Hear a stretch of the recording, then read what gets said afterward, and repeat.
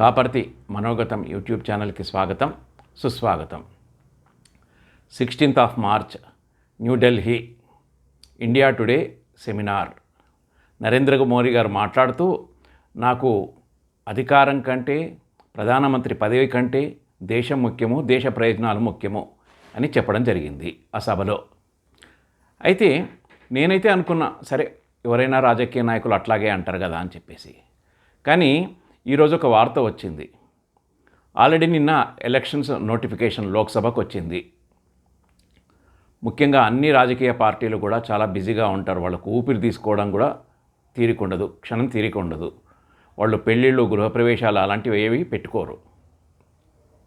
ముఖ్యంగా ఎట్లాగైనా యూపీఏ నరేంద్ర మోదీని అధికారం నుంచి దించాలని ప్రయత్నం చేస్తుంది. అది మనకంటే బాగా మోదీ గారికి తెలుసు. అయితే ఈరోజు న్యూస్ ఏంటంటే 21st మార్చ్ నుంచి 24th మార్చ్ వరకు నరేంద్ర మోదీ గారు అధికార పర్యటన భూటాన్కు వెళ్తున్నారు. ఏంటబ్బా భూటాన్ ఏంటి? అది చాలా చిన్న దేశం, 7,84,000 జనాభా. నేను మళ్ళీ క్రాస్ చెక్ చేసుకున్నాను, కరెక్టా కాదా అని చెప్పేసి. కరెక్టే. అట్లాగే 37,000 చదరపు కిలోమీటర్ల వైశాల్యం గల చాలా చిన్న దేశం. ఇన్ని రోజులు ఏంటి, 3 రోజులు అక్కడికి పోవడం ఏంది, అక్కడ ఏంటి పని అని అనుకుంటే తర్వాత అర్థమైంది నాకు. ఏంటంటే అక్కడ చైనా భూటాన్ని కబళించాలని ప్రయత్నం చేస్తుంది, ఒత్తిడి చేస్తుంది. ముఖ్యంగా డోక్లాం మనకు ఎంతో కీలకం.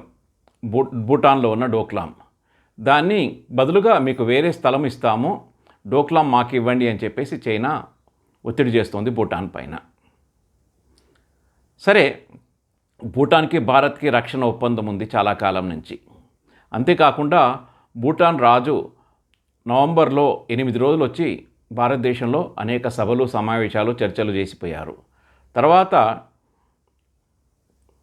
భూటాన్ ప్రధానమంత్రి కూడా భారతదేశానికి వచ్చారు. ఇప్పుడు కూడా ఈరోజు కూడా భారతదేశంలోనే ఉన్నారు. ఈరోజు నైట్ పోతున్నారు ఆయన. కానీ వెంటనే నరేంద్ర మోదీ గారు ఎన్నికలను అన్నింటినీ పక్కకు పెట్టి 3 రోజులు సమావేశం అక్కడ పోయారు. అక్కడ ప్రభుత్వంతో అనేక సభలు, సమావేశాలు, చర్చలు చేస్తారు. సభలు అంటే ప్రజాసభలు కాదు, ప్రభుత్వంతో. ముఖ్యంగా రక్షణపరమైన ఒప్పందం భూటాన్తో చేసుకోవడానికి ప్రయత్నం చేస్తున్నారు. అట్లాగే చైనా ప్రభావం నుంచి భారతదేశాన్ని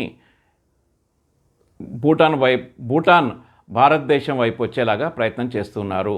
అంతేకాకుండా అక్కడ ఒక స్పెషల్ ఎకనామిక్ జోన్ని ప్రవేశపెట్టడము, అక్కడ ఎయిర్పోర్ట్ని నిర్మించడము, అనేక అభివృద్ధి కార్యక్రమాలలో 3 రోజులు భూటాన్లో ఉంటారు నరేంద్ర మోదీ గారు. ఈ రకంగా భారతదేశంలో ఎన్నికల కంటే, నాకు అధికారం కంటే, ప్రధానమంత్రి పదవి కంటే జాతీయ ప్రయోజనము, దేశ ప్రయోజనము ముఖ్యము అని చెప్పేసి నరేంద్ర మోదీ గారు చెప్పకనే చెప్పినట్టు అయ్యింది.